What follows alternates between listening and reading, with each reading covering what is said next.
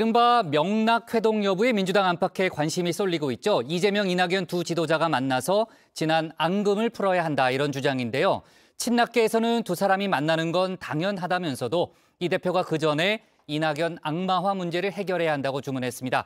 관련 내용을 정치인사이드에서 짚어봅니다.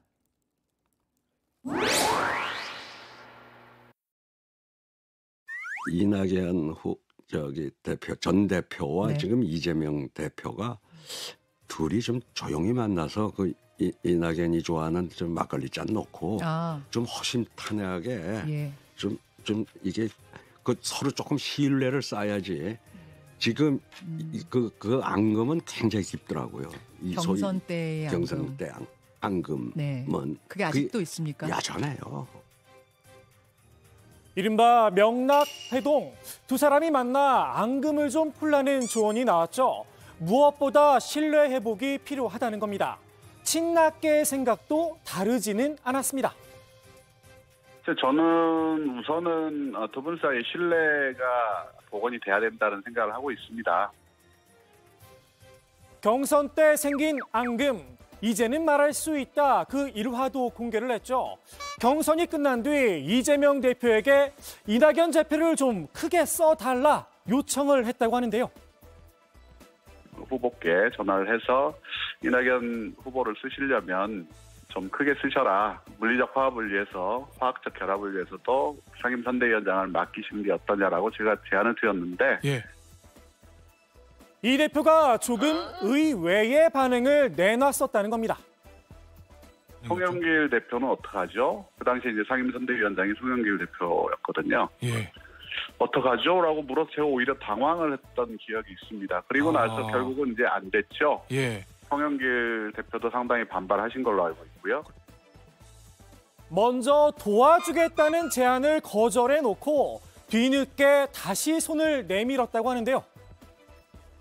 해가 바뀌고 나서 김혜경 여사 버카 사건이 터지고 그리고 나서 이낙연 대표에게 상임선대위원장을 맡아달라고 절실하게 요청이 왔죠.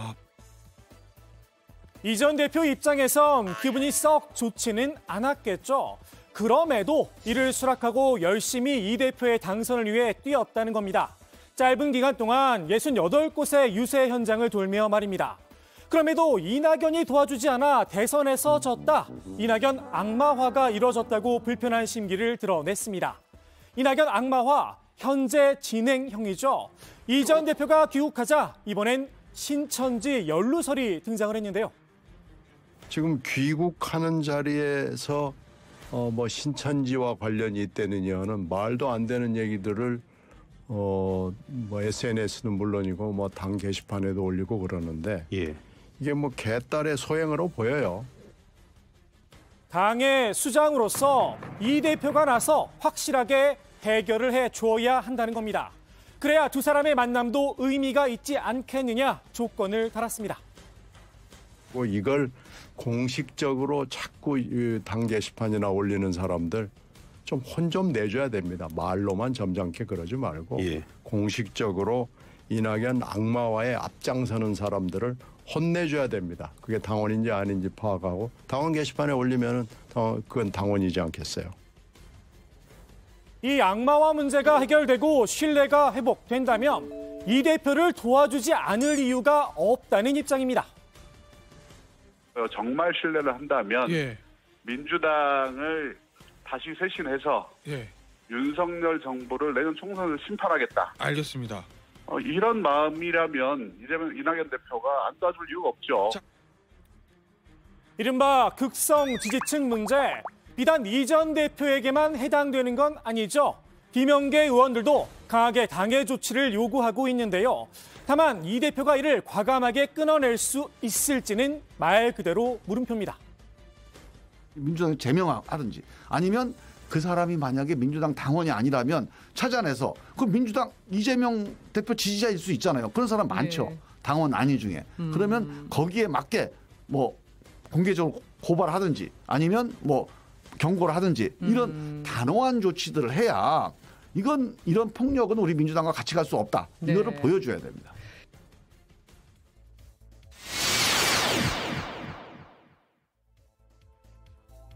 오늘 윤석열 대통령이 참석한 가운데 경기도 고양시와 부천시를 잇는 대곡 소사선 개통식이 열렸죠. 수도권 서부를 하나로 잇는 대곡 소사선 개통을 기쁘게 생각합니다. 대선 과정에서 약속드린 수도권 출퇴근 30분 시간대 단축 역시 차질 없이 추진되도록 최선을 다해서 챙기겠습니다. 윤 대통령은 해당 지역 야당 의원들과 악수를 나누기도 했는데요. 보시는 것처럼 의원들의 표정이 썩 좋지는 못하죠. 오늘 개통식 하마터면 참석하지 못할 뻔했기 때문입니다. 근데 저도 당연히 이제 참석할 예정이었는데 초청받은 다음 날 오지 말라는 통보를 받았어요. 국토부 주관 행사로 제가 알고 있는데 혹시 왜 저의 초청이 취소됐는지 또 누가 결정한 건지 좀 알려주실 수 있습니까? 아니 뭐 제가 우선 그게 우리 국토부 주관인지부터도 제가 잘 몰라가지고 저는 제 일정만 통보를 아니 저뿐만이 아니라 경기도지사도 못 오게 하고 고양 부천 관련 의원님들을 전부 못 오게 하셨는데 도대체 저는 이런 경우를 처음 겪었기 때문에 아직 뭐 지금 행사 내용이나 이런 최종 확정된 건 아닌데 저희가 당초에 준비하기는 지역 주민, 공사 관계자가 이제 주인공이 되는 컨셉으로 좀 준비를 해왔습니다. 지역 주민이 주인공이 되는 컨셉이라 그럼 애초에 왜 의원들을 초청한 걸까요? 갑자기 취소를 통보한 이유, 국토부 관계자의 설명은 조금 달랐죠. SBS 보도에 따르면 용산에서 이것저것 빼라 지시가 있었다는 겁니다. 대곡 소사선 개통, 야당 의원들은 물론 이전 정부들도 함께 노력을 한 산물이죠. 서해선이 무슨 갖다가 국민의힘 정권이 했습니까? 김대중 정부 때 계획해가지고 노무현 정부 때 예타서 통과시키고 제가 국회의원 돼가지고 그 기재부 국비 부담을 늘려서 지자체가 부담하기 힘든 거 실질적으로 착공이 가능하게 해서 만들었던 사업입니다. 네.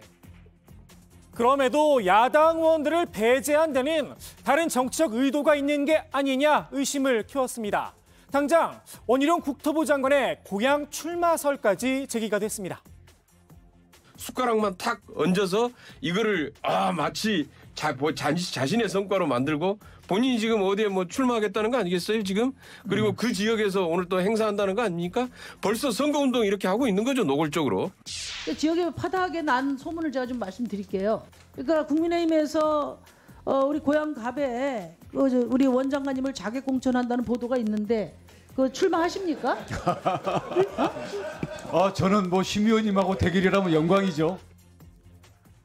논란이 커지자 결국 국토부가 앞서 보신 것처럼 야당 의원들을 다시 초청했죠.